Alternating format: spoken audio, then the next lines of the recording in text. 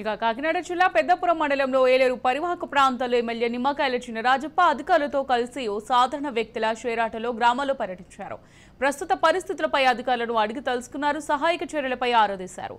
వసతి పునరావాస కేంద్రాల స్థితిగతుల వివరాలు అడిగారు. అన్ని వసతులు ఉన్నాయని, ఎప్పటికప్పుడు అధికారులు పర్యవేక్షణ ఉంటుందని, గ్రామస్తులు ఎవరూ అధైర్యపడొద్దని భరోసా ఇచ్చారు.